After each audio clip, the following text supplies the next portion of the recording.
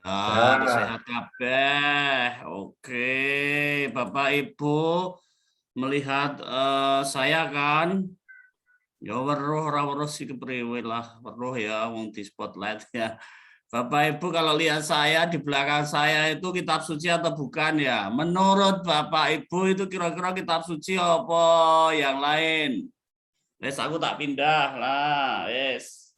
Kira-kira apa iki yo? Ya aku dulu wes. kayaknya kita suci dong. Oh iya, syukurlah sadar bahwa paling tidak itu kitab suci. Padahal itu kita tidak tahu, saya juga tidak tahu itu ya itu kitab suci benar apa tidak. Tetapi yang ada di depan Bapak Ibu kitab suci atau bukan? Nah, di depan saya kitab suci ya. Jadi kalau sekarang ini Bapak Ibu ada di ruang pertemuan ini kamar ini rasa rumangsa kleru, rasa rumangsa kaget, rasa rumangsa gelo lah. Dening aku ki salah kamar apa ya? Dening kok ya saiki wong arep sosialisasi bulan kitab suci kok malah dijak ngomong yang lain. Nah, bulan kitab suci kan juga kitab suci. Nah, ini juga salah satu bagian dalam gereja kita. Maka saya akan membagi ini dalam dua bagian dan saya berharap nanti ini maksimal setengah jam, yang kedua maksimal setengah jam, maksimal ya, moga-moga maksimal. Kalau mau maksimal tuh ya nanti kalau ada yang lebih dari setengah jam, silakan Anda angkat tangan, tidak perlu live ya. Ojo lunga sik, nek lunga iki kepiye rasane ya. Itu nanti seperti dalam cerita-cerita kisah Tuhan Yesus yang terjadi bersama dengan murid-murid. Lalu seperti minggu kemarin, dan apakah kamu tidak mau pergi juga? Ya, banyak orang meninggalkan Tuhan Yesus ya, kasihan sebenarnya sih.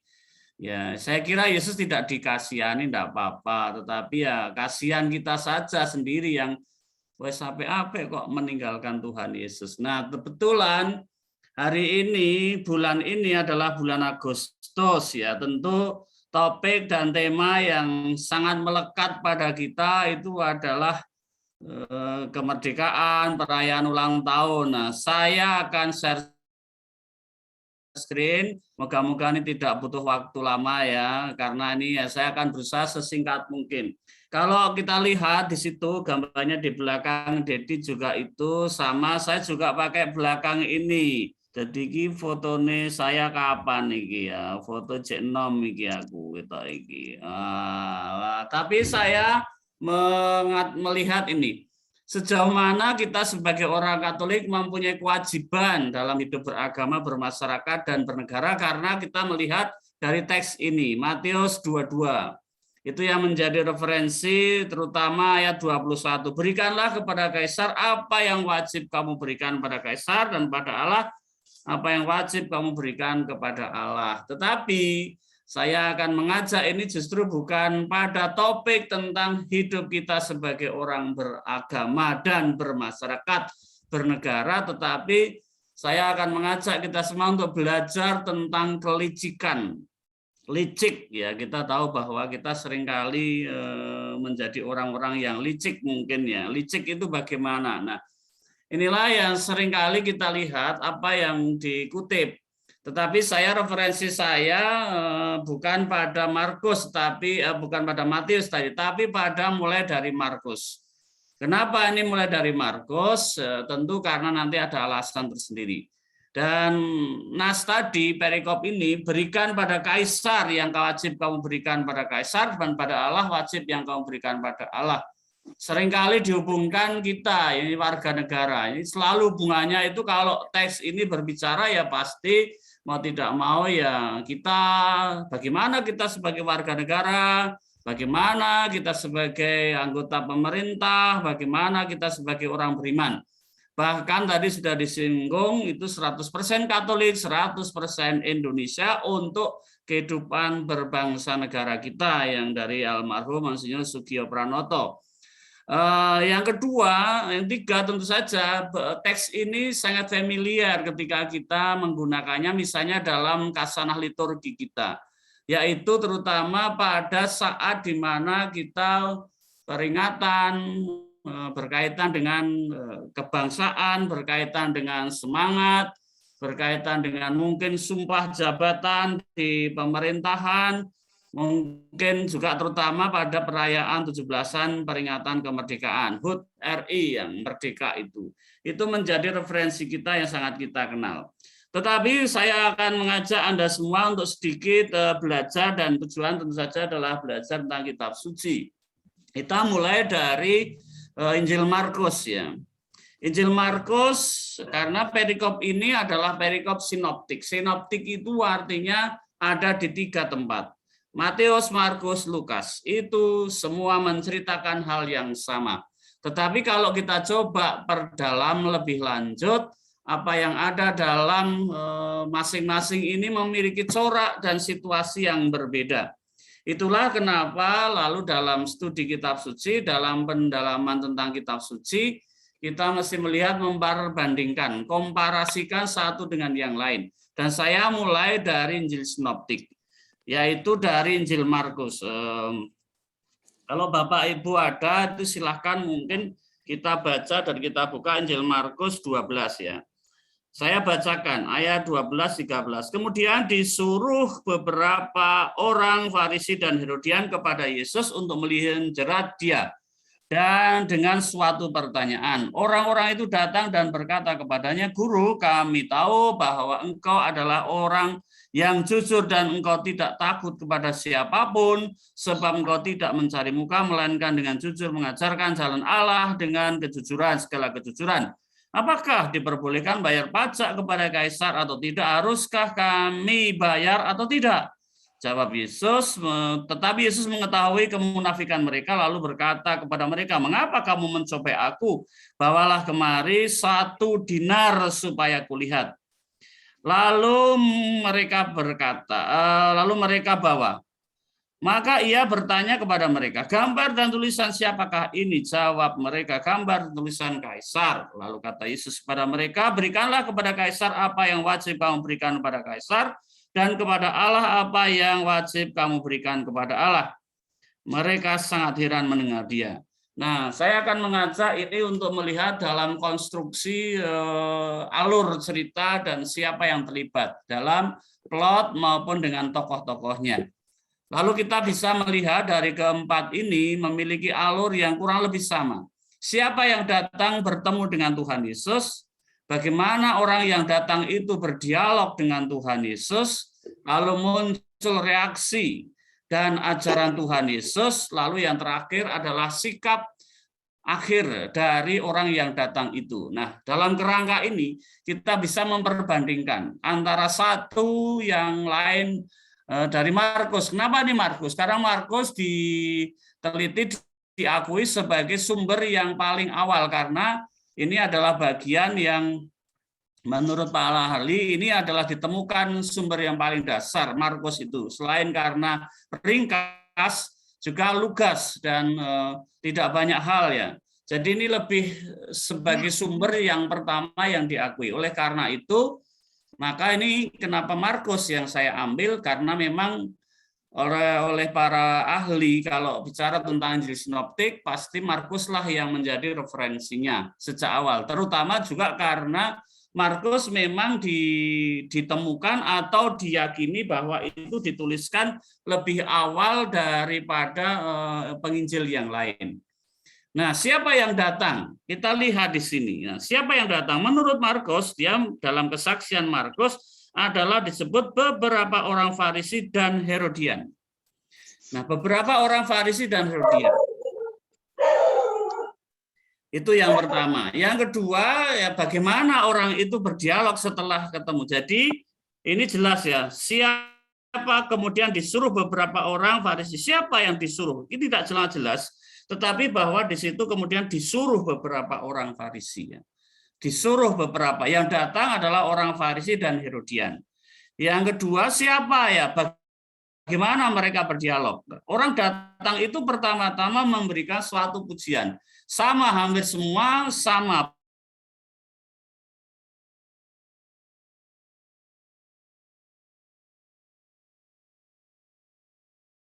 guru yang jujur.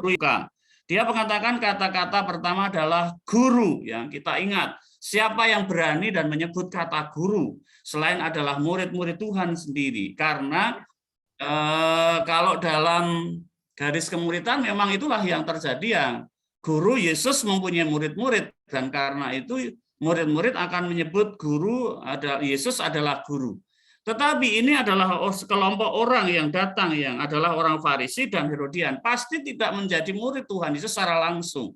Mendengar Yesus ya, tetapi dia menyebut tentang Yesus sebagai guru. Ada apa ini? Nah, ini tentu saja nanti akan sangat menarik kalau kita lihat lebih dalam lagi. Lalu bagaimana mereka bertanya? Apakah diperbolehkan?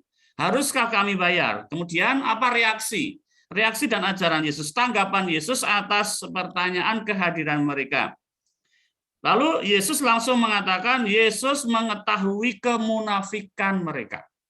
Ya, lalu sesudah itu Yesus minta, aku tahu ini Yesus mengetahui, tapi tidak ada kata-kata, Yesus hanya mengatakan, mengapa kamu mencobai aku? Bawa kemari 1 dinar supaya aku lihat. Mengapa? Yesus mengatakan 1 dinar, bawa kemari 1 dinar. Lalu itulah meminta 1 dinar, 1 dinar itu berarti upah uang sehari. Mengapa bawa kemari 1 dinar? Ini juga dimengerti bahwa Yesus itu kemana-mana nggak bawa uang.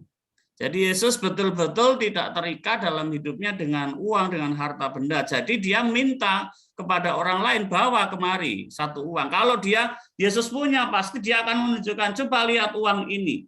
Nah, tetapi Yesus tidak masuk di situ. Yesus memang sungguh-sungguh tidak punya uang, sehingga Yesus meminta orang untuk menyerahkan uang. Bawa kemari 1 dinar. 1 dinar sama dengan upah sehari, dan mata uang di situ memang dikatakan ada tulisannya, yaitu ada gambarnya. Tentu saja adalah gambar kaisar.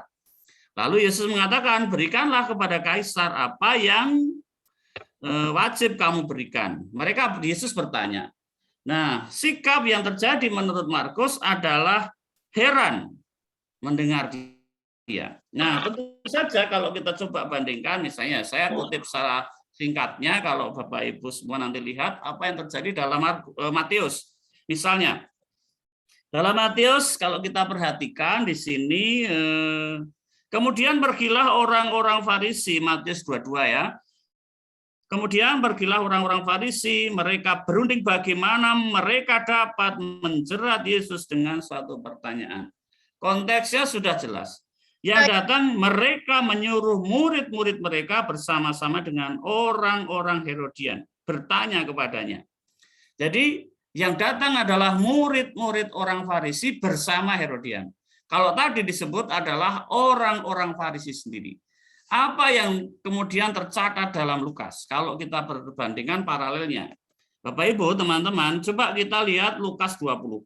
Ahli-ahli Taurat dan imam kepala mengamati Yesus. Mereka menyuruh kepadanya mata-mata, ya. Dikatakan mata-mata yang berlaku seolah-olah orang jujur. Kenapa orang jujur? Karena bertanya kepada Tuhan Yesus, ingin seperti pura-pura menjadi murid.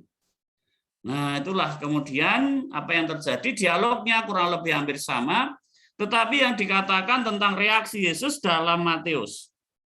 Nah, pada ayat langsung dikatakan ini pada ayat 18. Langsung Yesus mengetahui kejahatan hati mereka. Di Markus Yesus mengetahui pikiran mereka. Nah, ini coba lihat ya, mengetahui kejahatan. Memang kemudian mengapa engkau mencobai aku? Markus juga sama mengatakan mengapa engkau mencobai aku? Kurang lebih Matius hampir sangat mirip dengan Markus. Tetapi kita lihat di Lukas. Setelah bertanya, apakah diperbolehkan? Tapi Yesus mengetahui maksud mereka yang licik. Langsung disebut mengetahui maksud mereka yang licik.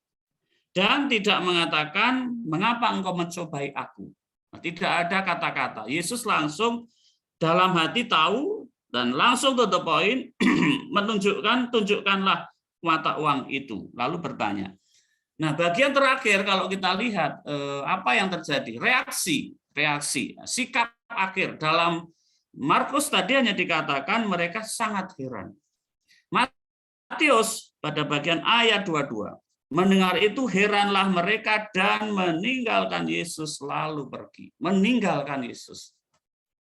Markus, Lukas dikatakan dari 26. Mereka heran akan jawab itu dan mereka diam. Sangat bervariasi diam, bermacam-macam sikap yang ditunjukkan. Markus hanya masyarakatnya, pendengarnya itu hanya heran. Ya wis mengheran, ngono tok jawabannya. Lukas heran dan diam. Tetapi Matius heran dan meninggalkan Yesus. Nah, ini konteksnya. Nah, kita akan mendalami konteks itu secara singkatnya. Nama itu disebut teks dan konteks. Dari teks ini, kalau kita lihat, ini memang ada di bagian akhir Yesus. Ini sudah masa-masa Yesus mau mendekati Yerusalem untuk masuk dalam sengsaranya. Boleh dikatakan bahwa ini tempat pengajaran Yesus, percakapan Yesus, perjumpaan Yesus itu adalah di puncak di mana dia mengalami konflik. Dia sudah pada akhir-akhir perjalanan, maka di dalam akhir itu teksnya sendiri, tempatnya di situ, dan banyak juga ajaran-ajaran yang berkaitan dengan akhir zaman. Maka baik itu Matius, baik itu Markus maupun Lukas, itu konteksnya dalam teksnya sendiri, dalam akhir Yerusalem, Yesus memberikan banyak pengajaran-pengajaran. Coba nanti kalau dibolak-balik sebelum dan sesudahnya. Jadi sebenarnya ini kalau dilihat dari teksnya sendiri itu menjadi satu bagian saja dari sekian banyak hal yang diajarkan Tuhan Yesus. Konteksnya apa? Konteks itu berarti kehidupan situasi yang melatar belakangi. Bapak Ibu, saudara-saudari, secara umum Israel pada zaman Tuhan Yesus itu ada di bawah kekuasaan Romawi. Jadi boleh disebut sebagai bangsa yang tidak merdeka. Mereka senantiasa berjuang untuk menjadi bangsa yang merdeka yang sudah sejak dari sedia kala zaman Abraham dan keturunan-keturunannya sebagai bangsa yang punya otoritas penuh terhadap kehidupannya, terutama dalam keimanannya. Maka orang-orang Yahudi keturunan Abraham ini kan sangat bangga dengan keyahudiannya. Dia sangat superior di situ dikatakan. Kalau dia tidak bisa menerima ada campur tangan asing. Tetapi sosialnya mereka itu, wilayah itu menjadi wilayah kekuasaan Romawi, sehingga kalau itu ada di wilayah kekuasaan Romawi, jadi otomatis bahwa ada kewajiban-kewajiban yang harus dipenuhi, termasuk salah satunya adalah membayar pajak. Romawi sebagai negara, bangsa Yahudi, bangsa Israel sebagai bangsa berkewajiban untuk membayar pajak. Jadi di waktu itu ada berlaku hukum pajak, pajak bumi dan pajak penghasilan. Boleh disebut demikian. Pajak bumi adalah semua hal yang berkaitan dengan penghasilan di bumi. Penghasilan yang berkaitan dengan pekerjaan dan kehidupan. Nah, pajak ini harus dibayarkan kepada Roma, pemerintah Roma. Jadi dua kewajiban pajak yang berlaku untuk bangsanya sendiri karena harus ada bait Allah, sehingga dia punya bait Allah, juga harus menjaga bait Allah. Kita tahu misalnya sejak awal di Yerusalem pada zaman Tuhan Yesus juga ada bait Allah, di mana itu kemudian menjadi perlambang, menjadi tempat di mana orang beribadah. Semua aturan suku Lewi ada di situ yang memiliki kekuasaan sebagaimana sejak suku-suku Israel itu dibagi. Nah, itu tetap harus dipelihara, maka ada kewajiban juga mereka harus membayar. Jadi dualisme pajak itu dipakai untuk itu. Nah, situasinya pajak itu menjadi isu sentral bagi masyarakat pada waktu itu di mana Yesus itu berada. Nah, maka karena itu isu sentral yang sangat sensitif boleh dikatakan, sehingga untuk menentukan tadi dalam situasi ini akan dipakai sebagai alat untuk menjatuhkan Tuhan Yesus. Maka ini menjadi perikop yang krusial, yaitu untuk mendalami apa yang menimpa Tuhan Yesus. Dan saya rasa kalau kita mencoba mendalami ini, maka moga-moga kita melihatnya dari sisi ini. Kita tidak menjadikan ini hanya sebagai masalah yang menyangkut kewarganegaraan, menyangkut bangsa, menyangkut kewajiban bernegara. Memang itu ya, tetapi lebih dalam dari situ sebenarnya adalah menyangkut bagaimana jerat dosa itu, yaitu otonomi kerajaan Allah. Nah, itulah yang kemudian terjadi. Jadi isu pajak dipakai oleh siapapun, terutama oleh kelompok orang-orang yang memusuhi Tuhan Yesus untuk menjatuhkan Tuhan Yesus. Nah, jerat dosa yang dipakai itu apa intinya? Jadi ini dipakai untuk menjatuhkan, benar-benar menjatuhkan Tuhan Yesus. Untuk menjatuhkan Tuhan Yesus itu orang Yahudi pada waktu itu bisa memakai hukum. Jalur hukum atau jalur kekerasan. Jalur hukum itu tentu salah satunya tadi dengan kewajiban membayar pajak. Nah, kekerasan itu juga bisa dilakukan. Dengan kekerasan Yesus ditangkap. Tetapi mereka punya aturan bahwa orang Yahudi tidak boleh membunuh orang. Itu mereka hukumnya juga ada. Maka mereka tidak bisa terhadap hukum mereka sendiri, tidak mungkin untuk memperlakukan itu. Kalau keras, banyak orang menganggap Yesus sebagai nabi, ya. Tetapi kalau itu memakai hukum juga menjadi tidak mudah. Karena hukum mana yang mau dipakai? Nah, oleh karena itu, itulah yang membuat posisi Yesus itu adalah ibaratnya maju kena, mundur kena. Arep maju kena, mundur ya kena. Sulit situasinya itu. Dan apa yang disebut di situ? Kita lihat tadi. Ini sungguh membuat orang-orang ini sangat rapi sebenarnya. Ini boleh dikatakan ini sebuah sangat politis sekali dan sangat rapi bagaimana akan menjatuhkan Tuhan Yesus. Kalau menjatuhkan Tuhan Yesus, kalau Yesus ini berkaitan pajak, kalau Yesus mengatakan, ini kan boleh bayar pajak apa tidak? Mata uangnya di Yesus menunjukkan jelas, oh itu mata uang Kaisar.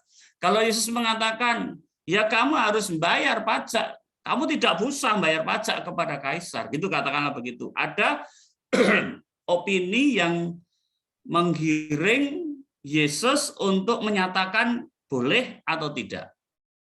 Nah, mereka sudah punya opini kalau Yesus mengatakan bahwa ini tidak boleh membayar pajak, berarti Yesus akan dianggap sebagai orang yang tidak taat kepada hukum Romawi. Nah, ini lalu kalau tidak taat akhirnya akan ditangkap. Itu adili. Nah, itu adili saja bahwa Yesus itu tidak taat.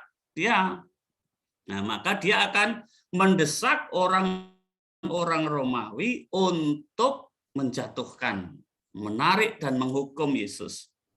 Kalau Yesus mengatakan, tadi mengatakan tidak boleh, kalau mengatakan boleh, mereka sangat tidak setuju dengan apa yang dilakukan oleh orang-orang Romawi, sehingga wah, ini kamu juga, Yesus ini tidak sungguh-sungguh serius dalam menjalani keagamaan orang Yahudi.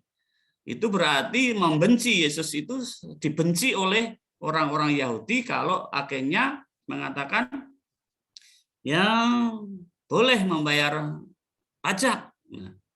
Berarti ini tidak sungguh berpihak pada mereka. Nah, itulah yang kemudian situasi membawa mereka sulit, dan tambah lagi bagaimana cara yang dilakukan mereka. Tadi sudah saya katakan mereka itu termasuk kelicikan itu tadi. Dengan cara apa? Mereka menggunakan segala macam daya.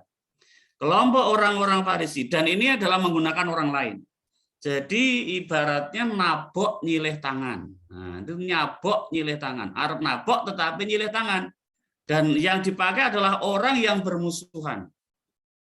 Orang Yahudi, orang Farisi, kelompok Farisi saat taat dengan agama dan tafsir berhadapan dengan orang yang bermusuhan yaitu Herodian. Herodian di Israel itu ada kelompok orang Selot, ada Selot itu sangat menentang termasuk orang Romawi, sehingga memang lalu membuat gerakan-gerakan politis, gerakan-gerakan kekerasan, ya maka disebut sebagai Simon orang Selot, salah satunya. Orang-orang Galilea banyak berasal dari situasi itu. Di sisi lain adalah orang Herodian. Orang Herodian itu kompromi dengan penjajah. Maka di daerah Kaisarea, maka disebut Kaisarea Filipi karena di situ adalah dibangun untuk kaisar sebenarnya, bangunan untuk kaisar, dan di situ banyak orang-orang Herodian, yaitu pengikut-pengikut kebangsaan orang Romawi yang taat kepada orang Romawi, dan ahli kaum disebut pemungut cukai itu juga berpihak karena menarik pajak lalu menjadi seperti kaki tangannya kelompok Herodian, kelompok bangsa orang Romawi ini. Nah, ini menggunakan orang lain, bermusuhan, nabok nyilih tangan. Itulah yang sebenarnya disebut kemunafikan. Dia tidak berhadapan langsung karena dia pasti akan tidak mungkin berhadapan langsung karena itu yang akan sangat tentara sekali. Maka dikatakan menyuruh mereka sendiri, ada yang secara lugas kalau Markus, tapi ada yang disebut menggunakan orang lain. Bahkan murid-muridnya, bahkan disebut mata-mata. Cara yang dilakukan adalah merayu. Dan kita tahu Amsal itu mengatakan ya, manis bibir tapi hatinya jahat. Bukan hanya tong kosong berbunyi nyaring, tetapi ini manis bibir tapi hatinya jahat. Kata-katanya manis, indah, tetapi ternyata hatinya jahat. Itu sudah menggunakan tata cara yang sudah disebutkan dalam Amsal itu. Menyebut guru. Padahal di balik itu ada keyakinan tentang apa yang akan dilakukan, yaitu nanti bahwa mereka sendiri menganggap Yesus sebagai penjahat. Dengan kata-kata baik, jujur, jelas, kebenaran, jalan kebenaran. Tetapi apa yang terjadi, disitulah Yesus kita tahu bahwa Yesus itu tidak terjerat oleh pilihan, oleh kelicikan. Ya tentu kita percaya karena Yesus sangat bijaksana, sangat tahu situasinya. Tetapi yang lebih istimewanya lagi, karena Yesus sudah di situ, sudah kita tahu, itu tidak sangat tergantung pada kekuasaan duniawi. Dia tidak membawa mata uang kemana-mana, juga tidak membawa mata uang. Maka ketika meminta, ya tunjukkan, ya bawa kepadaku mata uangnya dinar. Lalu dia mengatakan berikan pada Kaisar. Dan Yesus tidak mengatakan bayarkan kepada Kaisar, tapi berikan pada Kaisar. Berikan pada Kaisar apa yang wajib kamu berikan pada Kaisar. Nah, inilah yang kemudian dikatakan heran, bahkan meninggalkan Yesus, pergi dari Tuhan Yesus. Nah, terhadap orang-orang yang memiliki kelicikan dalam hidup pasti akan menggunakan segala macam cara ya untuk menjatuhkan orang lain dengan berbagai macam alasan untuk menyudutkan orang lain, bahkan bisa menggunakan cara-cara yang tidak ya boleh dikatakan seperti tidak halal, tidak sehat, tidak berani adu arep langsung. Dan Yesus tidak menunjukkan kepada kita ini soal bayar pajak atau tidak. Yesus menunjukkan kewajiban sebagai hal yang umum yang terjadi. Ya memang sudah pada umumnya itu terjadi dan Yesus tidak mengatakan soal pajak tadi bayarkan pajak uang itu pada Kaisar. Jadi ini membiarkan orang yang tadi sudah berkecamuk dengan pikiran-pikiran kelicikannya bahkan dengan kemunafiknya untuk memutuskan sendiri. Nah, inilah yang disebut jalan kebenaran Tuhan Yesus. Orang itu harus memutuskan sendiri. Kamu tahu yang datang ini adalah sekelompok orang Farisi atau utusan orang Farisi, kamu sudah harus tahu mengambil keputusan sendiri. Nah, kalau kamu tidak bisa mengambil keputusan sendiri, ya kamu bisa menjadi orang seperti apakah kamu ada, bagaimana dalam hidup. Itulah yang kemudian terjadi. Dan memang menariknya kemudian banyak orang meninggalkan Tuhan Yesus. Nah, satu poin terakhir yang mau saya katakan, dari itu perikop ini kalau kita bicara dengan demikian sebenarnya ditegaskan bahwa Kristus mengajarkan lawan pemerintah lalu kontras ini tidak. Yesus hanya menunjukkan jalan sungguh-sungguh apa yang harus dilalui, harus dikerjakan. Kalau kita baca surat Roma, surat Timotius, Petrus, surat Roma terutama, itu kita sangat dituntun taatlah kepada pemerintah. Karena pemerintah terutama yang melakukan dengan kehendak baik. Nah, tentang kekristenan, tentang keagamaan, tentang kita, sebenarnya gereja juga sudah mengajarkannya. Dalam dokumen gereja Konsili Vatikan yang disebut Gaudium et Spes di situ.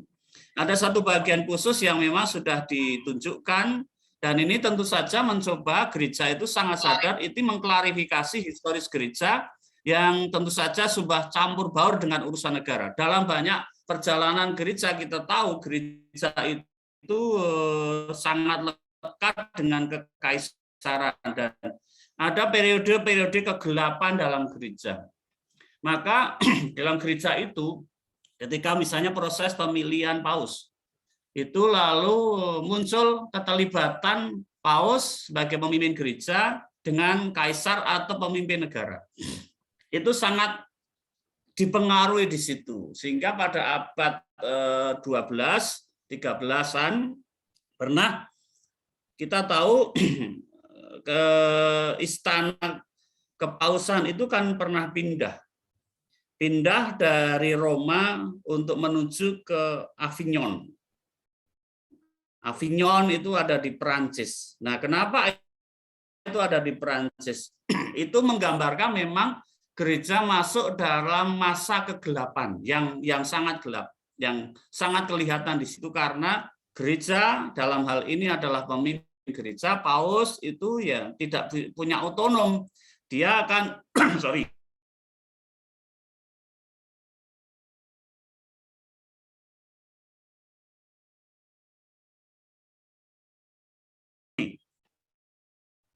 dia akan ditentukan siapa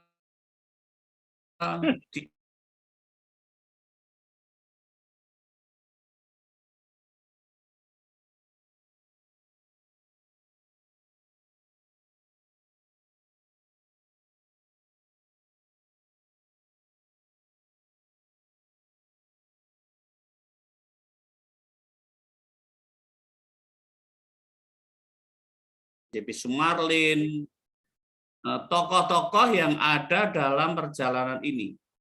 Dan itu sekarang ini gereja mulai kehilangan. Gereja mulai kehilangan. Lalu perlu ada, kita semua sangat sadar, kita perlu terlibat dalam wilayah publik. Nah, itu tentu bisa kita lakukan dalam kacamata masyarakat umum. Mungkin kita tidak masuk untuk wilayah struktural jabatan. Kalaupun ada ya ini sangat bagus. Kalau Keuskupan Purwokerto dulu pernah mendedikasikan misalnya beasiswa untuk anak-anak yang ingin program menjadi guru. Ini hasil sinode yang dulu. Untuk menjadi program guru ternyata lalu itu juga tidak banyak anak-anak Katolik yang mengikuti program beasiswa guru karena untuk mengajar saja anak-anak ini sepertinya tidak tertarik dengan profesi atau bahkan panggilan untuk menjadi guru. Padahal disaranai, di kemungkinan untuk itu. Nah, sekarang kita akan banyak kehilangan ini yang masuk dalam jabatan posisi bahkan di tengah sosial kemasyarakatan. Kalau di pedesaan, posisi guru itu menjadi sangat sentral dan punya arti penting, punya makna penting. Tokoh-tokoh umat saya kira di tengah masyarakat, di daerah-daerah yang bukan perkotaan itu sangat penting, sangat punya pengaruh. Tetapi sekarang ini mulai kehilangan warnanya ini. Nggak tahu, ini berarti ada sesuatu karena baik dalam keterlibatannya atau aspek motivasi untuk terlibat mungkin atau karena ketakutan, kecemasan dan seterusnya. Nah, ini yang terjadi ya, sehingga ketika ada program itu lalu tidak ada banyak yang respon untuk menjadi guru saja. Padahal guru dalam kancah di tengah masyarakat sangat oke, sangat baik, sangat berperanan di tengah masyarakat. Fungsi peranan itu masih secara sosial masih oke lah. Nah, tetapi secara umum kita juga diajak untuk apa? Ya, bertetangga yang baik lah. Kalau tidak bisa ikut politik praktis ya ikut yang sosial kritis di tengah masyarakat, bertetangga yang baik. Pertanyaan bagi kita sebagai orang beriman, kalau kita itu apakah kita sudah bertetangga dengan baik? Bertetangga dengan baik itu ya kita tahu ketua RT, ketua RW kita berkomunikasi, menyapa tetangga kita yang ada di sekitar kita. Jangan-jangan kita ya karena mungkin alasan, mungkin bisa jadi kita sibuk dengan pekerjaan, dengan tugas-tugas kita, sehingga ya kita hanya tahunya ya kalau urusan dengan RT itu urusan iuran. Wes pokoknya nggak iuran wes beres. Mungkin kita masih di situ, tetapi ini sebenarnya menjadi peluang yang baik. Bertetangga yang baik. Ya. Jangan-jangan tetangga aja kita enggak tahu ya. Keempat, ya menjunjung pemimpin. Nah, kita tentu saja nanti kalau ke depan loyalitas kita terhadap pemimpin adalah yang menjunjung 4 pilar dan juga memiliki kehendak baik. Ini kalau nanti masuk dalam wilayah politik praktis, memilih pemimpin negara, memilih siapapun, kita pasti acuannya ada di sini ini. Nah, itulah menjadi bagian kita ya, pasti memiliki kehendak baik ya, kesejahteraan umum, menjunjung kesejahteraan umum ini yang tentu memiliki pilar. Itulah menjadi bagian bagaimana kita sebagai orang beriman yang terus-menerus. Saya cukup sekian, minta izin untuk saya akan ambil minum. Nanti Mas Dedi kalau mau handle silakan. Nanti balik lagi ya Romo ya. Ya, 2 menit. Oke.